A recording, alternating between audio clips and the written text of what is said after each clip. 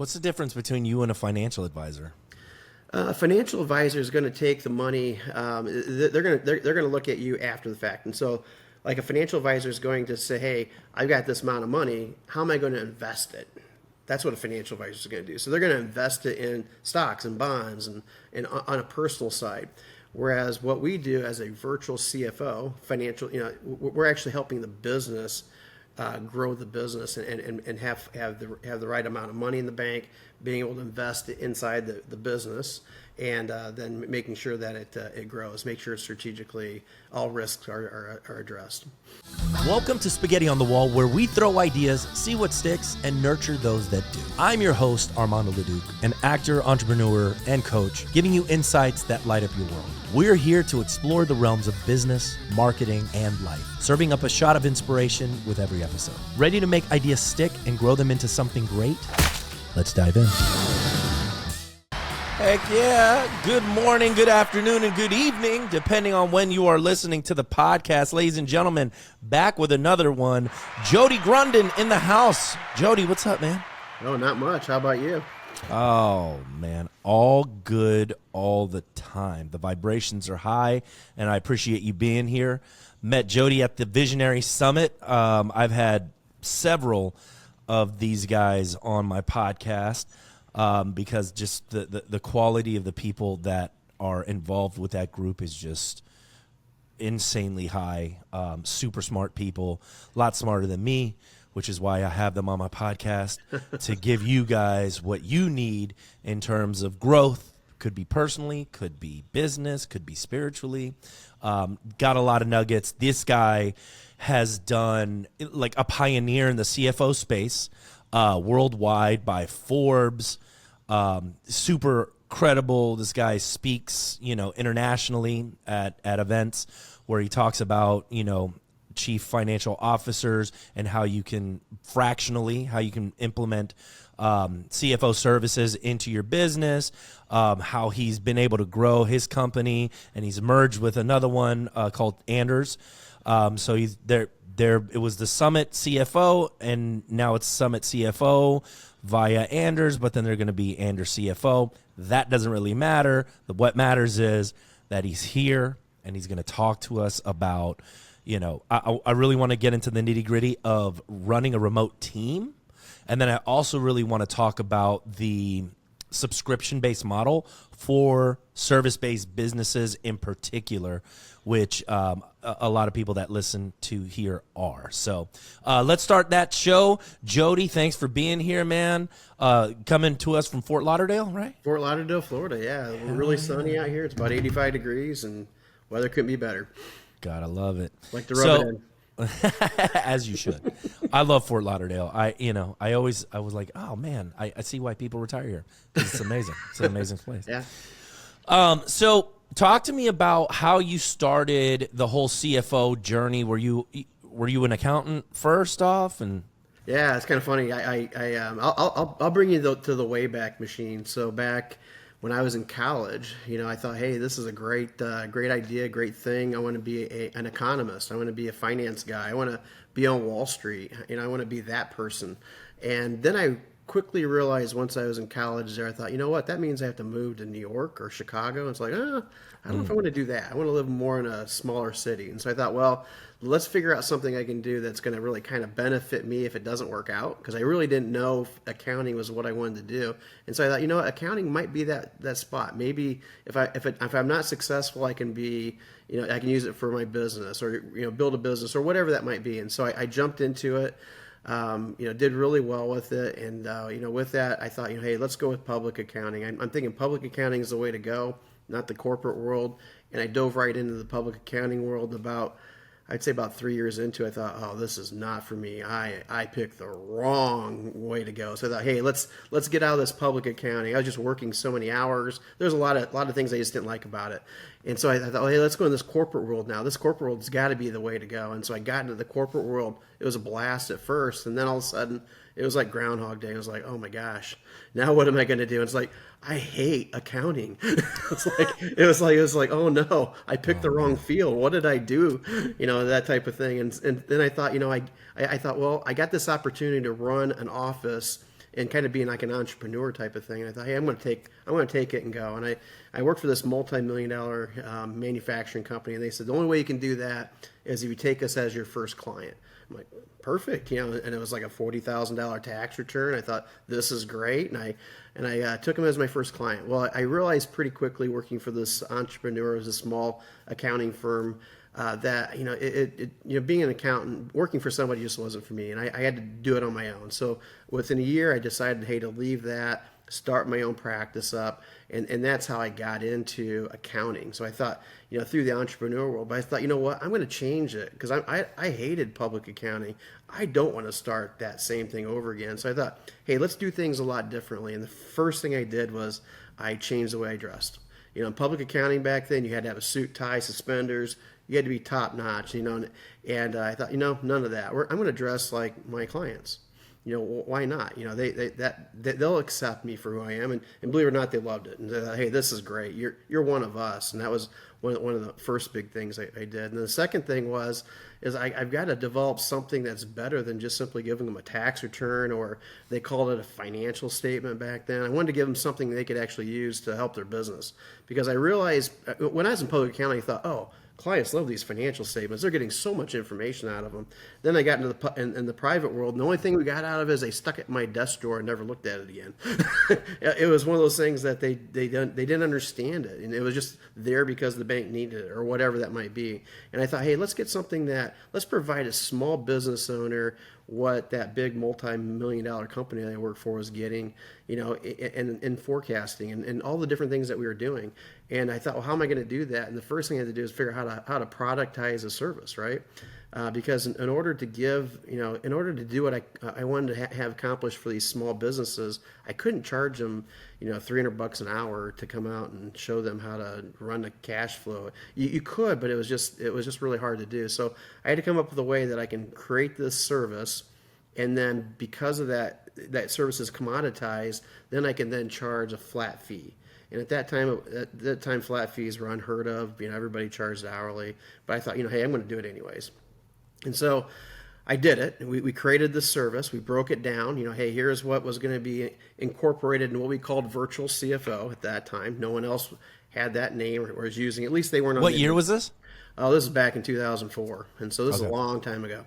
And nobody was using it on the internet. That's the only reason I knew that, nobody was using it. But I found out later that some folks had used it before that, but I didn't know it. Anyways, so we created this virtual CFO concept, because outsourced CFO was already being used all over the place, and it kind of meant shipping your stuff overseas, and I didn't want that connotation, so I wanted to, hey, let's create something different. So virtual CFO. And so what belonged in that package, and I kind of broke down all the different things that we could do for package one, A, B, and C, type of things. And then from there, we created what we called a flat fee. And so the flat fee at that time was, hey, pick your venture, and we were going to bill you at the end of the month, and you're going to pay us the, whatever dollars per month. And I did that for a little while. Then I realized pretty quickly that when people are cash strapped, what happens with, and I was dealing with a lot of cash strapped companies at that time, they don't end up paying our bills on time. And so my bill kept getting pushed off, and especially if I was the one teaching them how to work with cash flow, I always felt guilty. It's like, oh, you can make our payment later, and it was one of those things that it put me in a bad position. And so I thought, how can I change this even a little bit more? And so I thought, hey, let's make it where not only do they get this in the box subscription thing, but they can actually pay it on a regular monthly basis automatically, where I'm just going to zap their bank account. And I thought, this is a great idea. And my partner's like, no one's ever going to do that. Don't do that. I'm like, oh, people are going to love it. The Netflix is kind of coming into, it was a lot different back then, Netflix, by the way. But it was kind of like the Netflix thing. I'm going to do it for service base, and people are going to love it. And they loved it. It was like, wow, this is pretty cool. I don't have to, I don't have to worry about sending you a check every month. I'm like, nope. We just automatically zap your bank account. We got it signed off, and it was ready to go. And we started rolling on it. And it was like, this is kind of cool. So we had a monthly reoccurring revenue. And we weren't billing hourly. So we weren't spending all that time writing up bills and sending invoices and all that kind of stuff. Clients loved it. The problem is that we didn't know how to price it properly. And so we got stuck with these smaller engagements that we found out that we truly were spending so much time on that we were kind of losing money on it. And for the first probably 5 or 6 years, and we're an accounting firm. It took us a while to figure it out, right? To figure the right dollar amount out. And the right dollar amount, we had to kind of break it down to, well, what's this value? What's the value of it? What is this truly worth, to the client? Is it, not what they're going to get out of it, meaning not what we're going to give them this tax tip and they're going to save a bunch of money, not that, but what are they truly getting out of it, meaning employee-wise? Are they replacing people? Are we fractionalizing different people that they could have? And so what we started to do is we started really managing it more so on the sales side. And what I mean by that is at the time we were closing about 80% of every client. Every opportunity that came in, we were 80%. We were like high five into this piece of cake. But what that told us was we were underpricing the service. And so we kept having to increase until we got the closing ratio down to about 30 to 40%. At that time, we realized, hey, now we're gold. Now we're pricing it to where the client truly feels that this is the value they're getting is an acceptable value for them as a client or as a customer, as a business. And then we all of a sudden we started seeing our profit margins increase significantly, and it started becoming something that was more of a viable thing. And what we decided then also to do is, hey, why are we doing this monthly? They're paying their employees every week or every other week. Let's zap their account every week instead of monthly. And then my partner's like, oh, they're not going to do that. There's no way. We'll lose clients. We did it. Boom. They loved it. Like, this is great. Now I don't have that big bill at the end of the month. I've got this weekly bill, and it made it really nice for them. And it just created a lot of positive things that we weren't really anticipating. And from there, it just kind of continued to grow as we were experimenting with different ways of doing things. The weekly subscription-based model worked really well. And when I say subscription-based, what I don't mean is just simply taking the fixed fee and divided by 12. That's part of it. What I do mean is that at our top level, it's like really anything goes. Just like Netflix. You can binge watch all day long. It's not going to cost you another dime. And the same thing with ours. With our top level, that we can do bank relationships. We're a virtual CFO service, so we can do banking relationships. We can do profit sharing plans. We can do a lot of different things, for the clients, and there's no additional fee or cost for it. And they loved it, and it really picked up and really started getting some traction. The funny thing about it, though, Armando, is it didn't really get traction to the point I thought it was going to get, because still back then nobody understood what virtual meant. What does that mean? You're not going to come and talk to me? You're not going to shake my hands? It's like, no, we're going to do everything over the telephone at that time. It was back in telephone time, and then it became video, and then in about 2011, once we started really focusing on the video and Zoom and all the different things back then, it started really growing. But when we started niching into what we call creative agencies, then it really just blew up, which was pretty amazing. So we niched the service level and the pricing and everything like that, but then we also niched the industry we're going to, so we had a double niche. And man, it was just amazing, the growth that we've got from there. And in reality, we've, since probably 2010, 2011, we've doubled our size every 3 years, and such a high growth, 25% bottom line. And that's what really attracted Anders when they came and saw us a couple of years back, that, hey, this is a high growing company that has a high profit margin, and it's doing something differently than really every other accounting firm out there, and it made a unique proposition for them. So that was that was actually a long answer to your short question. No worries, man. I appreciate the thing, because like I already have like a bunch of questions for you. But first question is, when you niched down, because it took you, how long did it take you to niche down? Oh, just to get niche down into the industry, or niche down into the service line? Niche down into you just want to work with creative based. Oh, it took me, from probably 2004 to 2011, we were generalists. We were picking up anybody and everybody. 2011, we decided, hey, we're gonna focus on the creative industry, and I would say within 9 months after we made that decision and really dedicate our marketing efforts towards it, we saw just a huge ramp up. We picked up an average about 4 clients a year prior to that, and we're high fiving. We get another client, like, hey, high five. Not sustainable by any means in any kind of growth. Sure. But once we did that niche, we picked up 11 clients the first month. It was like 7 the second, 4 the next, and we thought, oh no, now what are we going to do? How are we going to service these people? Because the growth was amazing, and so that's when we had to really start getting our closing ratio back down to where it needed to be in order to service that type of agency. So I would say it took us 9 months to solidly, once we decided, hey, focusing on that industry, about 9 months before we actually saw client number one. And I think that's, you make a good point. Everybody always talks about the riches are in the niches or niches, however you want to say it. Yep. But it's true, right? Like, I mean, because then you become the specialist and then you're known, and then you can just go to those particular conferences and then you're known as that person, right? As that company. Is that something that you advise your clients to do? 100%. Yeah, 100%. And I always tell them, you can go as deep as you want. The deeper you go, the more successful you're going to be. And so, I say, hey, you can say I am going to be a healthcare specialist, but if you're a physical therapist specialist, you're going to make a lot more money than being a healthcare specialist, because the more narrow you go, the more you're going to get involved in, like you mentioned, the different conferences where physical therapists are going to be at. Your physical therapists are going to talk to physical therapists. They're going to recommend other physical therapists, no matter what kind of service level that you're providing them.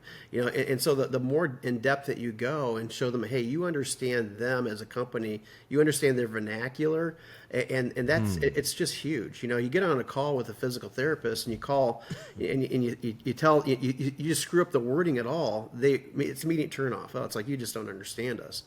But the other thing is that once they understand that you understand them, you understand their troubles, their issues, you know what, they're going to pay you a lot more money than they would pay a generalist.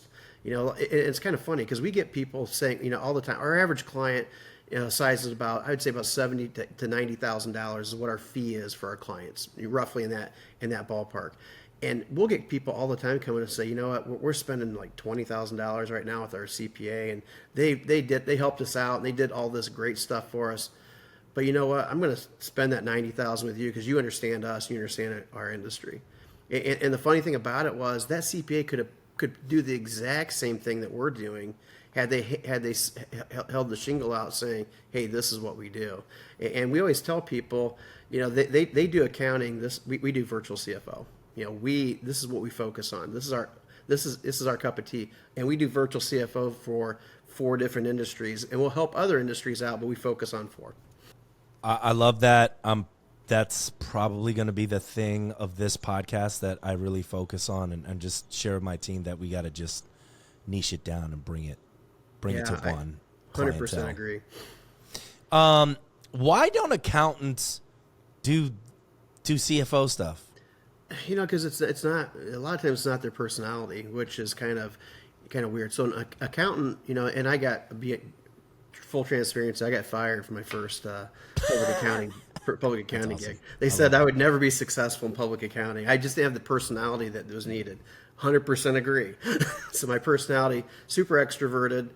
Public accountant is typically not super extroverted. And so it's a different mindset where a lot of times, and again, I hope I don't offend any public accountants out there, but a lot of times it's like, hey, they just want to get the job done. They're going to work the time. They're going to really, really get things, really make the client happy, get the work done in a timely manner. And that's great. And that's what you need as that. But they're not super risk takers. They're very conservative in nature.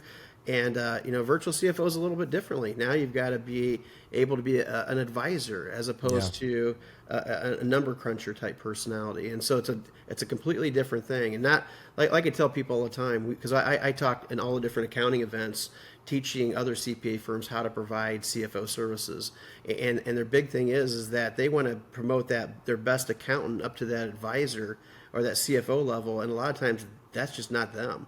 That's not their personality, and that's just not what they feel comfortable with, and they ultimately fail. And so it's amazing that a lot of times maybe the worst accountant could be the best advisor, and opposite. Because again, it's just a mentality thing. It comes back to the EQIs, comes back to DISC, all the different assessments that you take, Colby, to determine really what is going to make it for you. And again, it's just hard. You got to find the accountant that can understand financials, but then can speak the talk of the client. What are some of the pain points that we have as creative agencies? Because we're a creative agency, right? Sure. We're in marketing. What are some of the pain points that you're seeing across? Yeah, I'll say 2000. If to date here, 2023 was a really rough year for creative agencies. Really rough. I just spoke at a conference, and there's about 150 creative agencies attending, and I was one of the keynote speakers. I had everybody raise their hand and say, "Hey, how did 2023 go? Did it go equal to or better?" I had two people raise their hand. Did it go worse? The rest of them raised their hand. It was like, wow. And then I asked them, hey, so what does the first quarter look like in 2024? And they said, hey, again, it was kind of the flip opposite. A lot of folks had not a true rebound, but saw a lot of potential, a lot of things closing in that first quarter, which is a real promising to 2024 because you don't really typically see that happen. So I'd say pipelines are probably one of the biggest issues that the creative agencies are having. And it's not necessarily the pipeline itself, but it's the length of time to close the deals. They're expanding. People are getting delays for whatever reason, procurement or whatever is causing delays. And so, that's the biggest thing right now is just simply being able to manage that, I guess, the pipeline issue. I'd say the other thing is that most creative agencies don't have solid forecasts in place, so they really don't know what their outlook's supposed to be. They've got an idea what they're going to end up. They're hoping they're going to end up in 2024, but they don't really have anything put in place to really kind of show them the path. And like I always tell people, until you have that, that forecast in place, you really are kind of just blindly going from what happens the next day. And it's no different than if you're traveling. Everybody travels, right? And let's say I'm in Fort Lauderdale, Florida, right here, and I want to go to Michigan. I can get in a car and I can drive north, and eventually I'm going to hit Michigan. I might hit Canada and New York first and realize I got to turn left, but I'm going to get to Michigan eventually. But what that forecast allows you to do is it's like that GPS. Like, okay, now I plug it in, I'm driving to Michigan, and all of a sudden it tells me there's a road closure ahead, so it gives me that detour. And so that's what the forecast allows you to do. It's got to be dynamic and nimble, so you can say, oh, if that detour happens, here's what's going to happen. Here's what I've got to react, and that's the biggest difference. So not just having that pipeline there, but actually basically kind of tying that into our forecast, and so that we can actually design. We can actually plan for the goods and the bads that happen, and how life hits us. Life hits us all the time with different things, and a forecast and a strong pipeline is going to teach you how to maneuver around all that. Would you say that you have to have your operations in order before the finances are in order? Are those things happening at the same time? Because I don't think you can you forecast if you don't have processes and procedures in place? Oh yeah, good companies got to have processes and procedures for sure. What a forecast is going to tell you, and if it's done correctly, because if it's done, it's usually designed with non-financial indicators, meaning that if you're an hourly based or flat fee or subscription, you usually have hours and bill and time associated with it. Your time and your dollars associated with it. So you're looking like utilization rates, average bill rates, and that sort of thing. What a forecast is going to tell you is when you build that model, it's going to tell you, hey, this is what your capacity is. This is what you as a company should be performing. And just kind of a quick rule of thumb there, a digital agency should be about $200,000 per person. And so if that gives you an idea, hey, if you're a 15-person shop, you should be $3 million. I can't do math in my head very well, but that's kind of what the rule of thumb would be. But what a forecast is going to design, if it's designed with those non-financial numbers, you should know month by month what you should be able to hit in that month.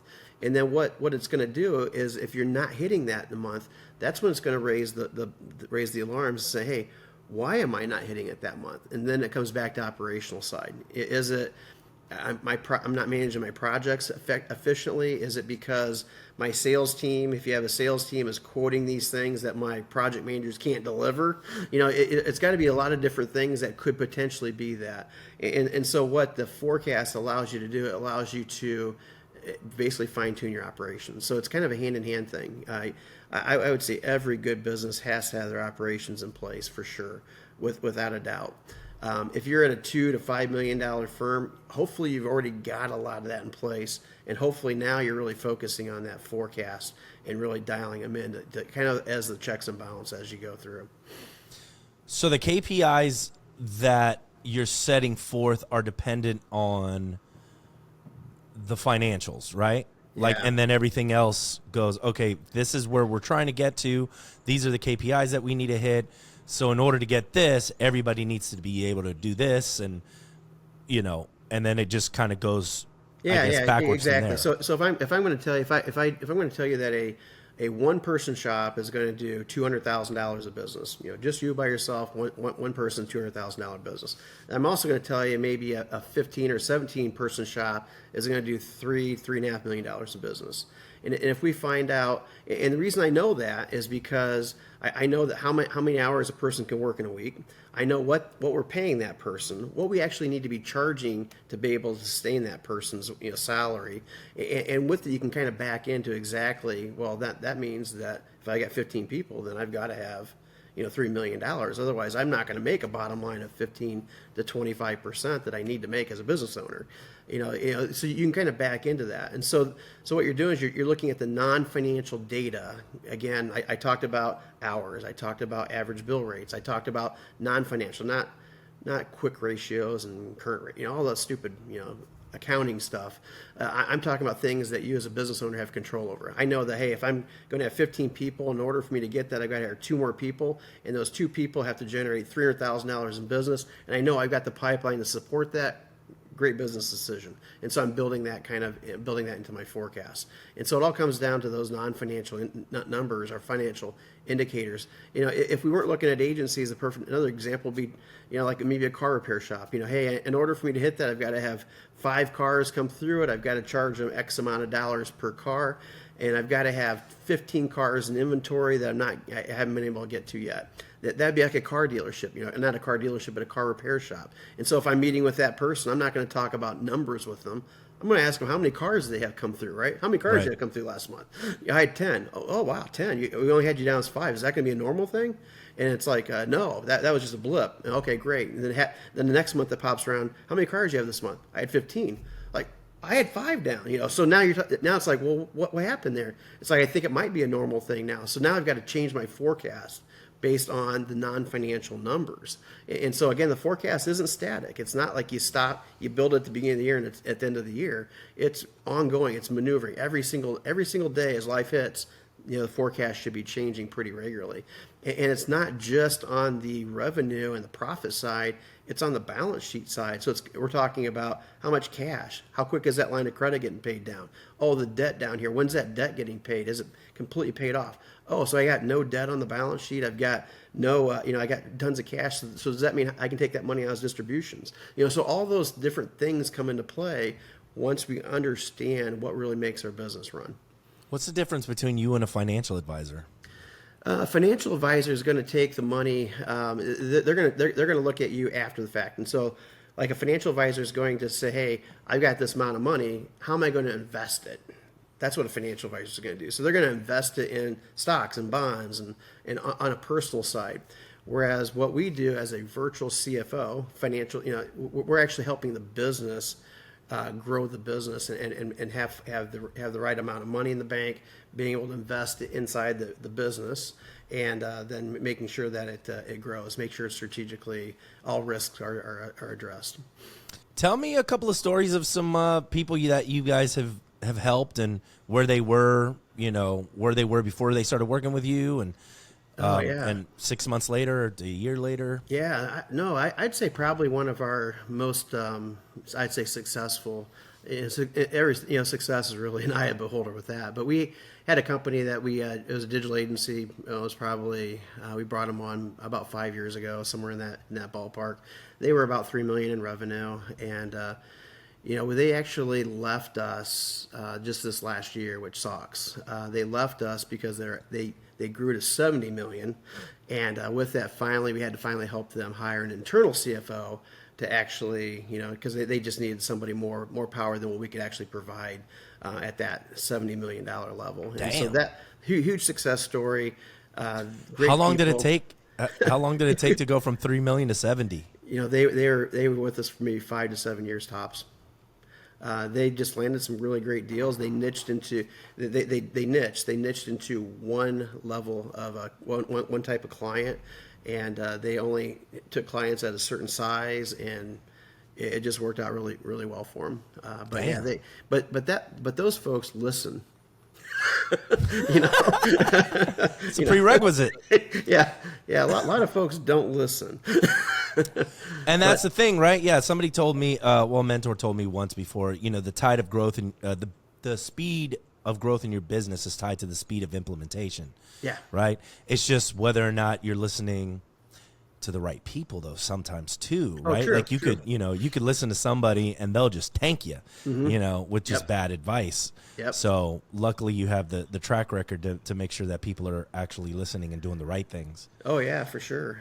And I would say a second one is kind of not out of the creative agency industry. It was one of our very first clients. This was 20 years ago, where we had and I say truck repair company. It was basically they repaired trucks that broke down, semi trucks that broke down the highway. They would or got in a wreck. They would take them and they'd fix them up, and then they would they'd fix them up for the big trucking dealerships. And that was when we took that company over, that they were heavily in debt. Very, very, very small margins. Their line of credit was always used. It was never down. It might as well have been a loan.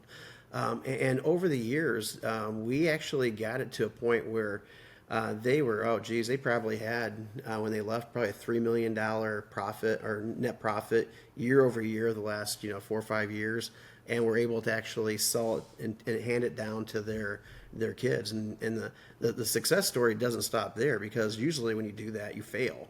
The kids usually just run it into the ground. Yeah, and these kids, just because of the way they brought them up, they there was like three or four of them actually that were actually running the business. And they just continued on high profit margins, high growth, and they're just doing everything right. And so I would say that another success story would be that. And they're still a client today. One of our first clients back in 2002, 2003. That's I don't know amazing. exactly when they came on. Still a client, but definitely reaping the rewards.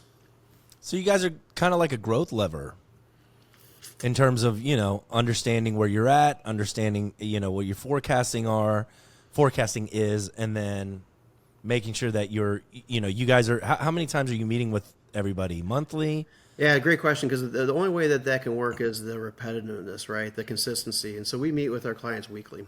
And so Wow. we meet with them once a week. We're usually part of their L10 meetings. If you're an EOS person, we are the financial arm of that. Or if they don't want us involved in that, then we would have a separate meeting outside of that. But we would meet with them weekly.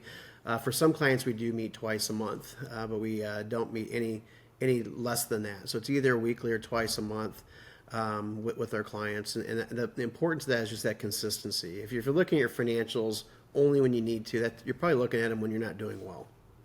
Let's be honest. You don't typically look at your financials when you're doing really well. Right. Unless you want to gloat or something, unless you're whatever. But but that consistency is the important thing. So it's a consistency, and then we're the person that keeps you kind of to hold yourself against yourself. Prevent you from screwing up yourself, or basically holding yourself accountable. So you guys are kind of financial advisors within the business, because you're Correct. going, okay, hey guys, this is where you should be. You've hit your marks. Now what's the goal? And I guess you goal set with them too. Like, all right, Yeah. we want to go to here. Mm-hmm. Okay, well, in order to go from here, I guess you guys reverse engineer what that accountability chart looks like in order to get to there. That's right? exactly right. Yeah, you nailed it on the head. So the first thing that one of our CFOs would do is ask them what their end goal is. Do you want to sell it within 3 years? Okay, great. What multiple do you want? Okay, great. How much money do you want from it? Okay, great. So now we have to then figure out, okay, what do we need to do in order to get that? And then we can show them the path. And then it's like, well, we can't do that path. That's impossible. It's like, okay, well, we need to change our expectation then. So here's our expectation now. And so we really kind of help them understand, hey, what is that true exit strategy? Because everybody's got to have an exit strategy. Every business owner should have one, whether they're going to pass it down, run it into the ground, or sell it, one of the two. They've got to have that exit strategy. And so it's important for that CFO, whether they're internally or externally, to understand what that is so they can guide the owner to achieve that. Again, it comes back to the map I mentioned before. Going to Michigan, I can get there, but you need that GPS, and that's the idea there. But yeah, the reverse engineering is how we do it. So is the goal so the goal should always be, what is the exit? strategy. For the most part, I think it should be. Yeah. What is the exit strategy? How long is the exit strategy? Even if it's 20, 30, 40 years from now. Even if it's 20, 30, 40 years. Yeah. What do I want to accomplish? Because what you don't want to do is you don't want to run a business for 10 years and then you're looking, okay, I got 5 more years. Let's say I've got 10 more years before I retire. Something happens, life incident happens. I only have 5 years now. Now what do I do? I'm not even profitable yet. So what do I, what is the business? Did I screw up? Did I screw my life up? So I really highly believe that, hey, you've got to do it from day one. What is that 20-year goal? Because again, 20 years isn't going to happen. You can say it now. It could be 15, it could be 30, but it's not going to be 20. Unless you're just Nostradamus here and know exactly when that's going to happen. True. Just like with me, once we sold our company and it merged it into Anders, it was like, okay, well, how much longer do I want to grow this company? Well, I want to get to that $50 million mark. So that's my motivation. It's a dollar motivation. It's not really a time motivation. It's an accomplishment motivation. We're at 15 million in revenue right now. 50 million. Looks like that could be a long time. I think we can get it within 4 or 5 years, based on how we're always doubling our revenue. And so it could be that. It could be. There's a lot of things it could be. But what if I wouldn't have sold it, and then I'd have found out that I've got cancer or something serious like that, and I didn't have that long-term goal. I didn't have everything in place with that end goal in mind. It would have been a tough thing for my family for sure, and it would have been something that I wish I would have regretted all the way through. And so, yeah, 100% agree. You gotta figure out what that end goal is. Do I want to flip it? Do I just want to make a quick buck on it? Do I want to run it out for a long time? Is this something that it's a lifestyle business and I don't ever want to make money on it because I've got a ton of money outside the company and I just love what I'm doing and I'm helping all these people and that sort of thing. You got to know what your true end goal is and what your true motivation is. Damn, dropping bombs today. Didn't think I was gonna have to think about the exit of my business, but it's so funny because I just got back from the exit planning institute. Okay. In Marco Island, and it just really did start to make me think about what do I need to be doing here to think about how much longer do I have to be doing this? I mean, I know we're all living longer and whatever, but what is it? What does that look like? So I look, if you've listened to this entire podcast and you're like, man, what is the one thing that I can take away from this thing? Is just really, thinking about that exit planning and that exit strategy and understanding that you have to surround yourself with people that know more, have been there, and have done it not just once or twice, but have done it 30, 40, 50 times, and they know it, inside and out, and they can save you that time, save you that heartache. I mean, how tell me and you probably had this story too, right there in the chamber, and if you don't, let me know, but tell me of a story of somebody that you saw that just really shit the bed, man. Just oh man, they were in over their heads. They didn't have a plan, and you were like, y'all are past that point. Yeah, there's a lot of folks, unfortunately, get to that, and when they I'd say the biggest reason, without actually pointing to a company in general, is that they really truly believe revenue is the save all of everything, and in reality, it's not. Revenue is great. But that profit margin is the key, and I hear people say, well, but I'm growing. So I'm growing, so I'm not going to have a profit margin. It's like, no, you can. You need a profit margin to be able to substantiate that growth. And it happens a lot where you get these companies that just really put all their money into marketing and they've got all this great growth, but nothing at the bottom line. And then when they start outrunning their cash, then there's nothing there for them to go to anymore. And it happens a lot. It's like I hear it all the time. It's like, oh, I'll just sell more. It's like, well, great, sell more, and you'll go out of business if you don't sell it for the right price. Which is one of the traps that I fell into myself in the very beginning. I didn't think my service was worth it. I didn't think anybody would pay for it. And then I realized pretty quickly that that I was wrong, and I was underpricing what I was selling, and almost ran out of business. I was almost that casualty that you're talking about, but it takes somebody to realize, hey, I've got to sell it for higher margin, or I'm going to go out of business, or or I've got to sell it for a higher margin, because it's just proof of concept. It's like, hey, why would I start something that's not profitable? But a lot of times we as owners get in our own way with that, and devalue ourselves. And like I said, the revenue is the key. I had a meat manufacturing company, one of our first clients that. Great owner, but he was that person. He was the person who was like, well, he goes, he barely, his cash was bordering negative most of the time. And so we're like calling the bank and letting them know, hey, we've got this next deposit coming, just so they didn't, freeze his bank accounts. That's how bad it was. And we did that for 3 years. It was brutal on our part, brutal on his part. And it's like, dude, you've got to figure this out. You're going to go out of business if you don't figure it out, because he didn't have any more cash. He didn't have any more lines of credit. He had no more debt he could actually get. He was completely tapped out. Luckily, he finally listened. It took that much pain before, he just started raising his prices. And guess what? He lost a few clients. Big deal.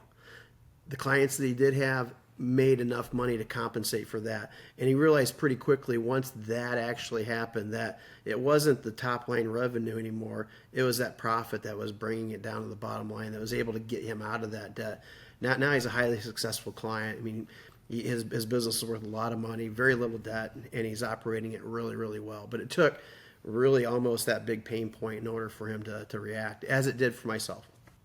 I love it, man. That's why I'm telling you. That's why I love it. I love bringing in people that are smart. Y'all listen to Jody. Seriously. Do you take people that are not in the creative industry? Yeah, we sure do. So we take, we focus our marketing on the creative industry. We also have 3 other verticals that we focus on, the law vertical being one, cannabis being one, and trucking and transportation being, logistics and trucking being the other. But we do take service-based companies as well. So really any service-based company would fit in that mold. That'd be a healthcare profession, whatever that might be. But our true niches are in the creative agency space, law, cannabis, and transportation. Amazing. And how do they find you? Just reach out and Google me. Shoot, you'd probably find me anywhere if you just typed in Jody Grunden, JodyGrunden. But if they want to email me, they can at jody@summitcpa.net,